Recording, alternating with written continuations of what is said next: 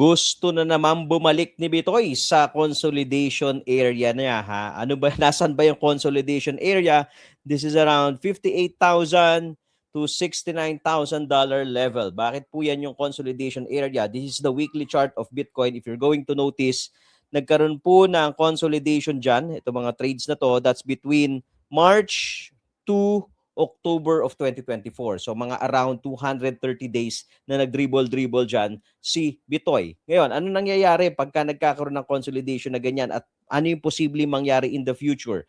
So yung mga nag-buy sa area na to at hindi nakapag-take profit nung umakyat si Bitcoin, ngayon they are into break-even. Probably isipin nila, sige, I'm gonna get out of the trade na, lalabas na muna ako, total, may konting galos or break-even. Pwede na, right?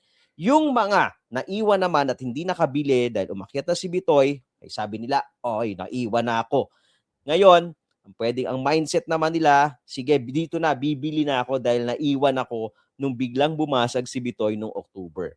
So we might possibly see the consolidation in the next few weeks. Okay, I'm expecting a consolidation.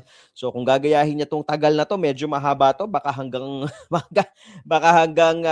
October din to or maybe September na magko-consolidate dyan sa area na yan, and this might form another bear flag. And we will see kung gagawa nga ba siya ng bear flag niya at kung saan siya babasag. So for now, nasa wait and see tayo kay Bitcoin and expecting a consolidation.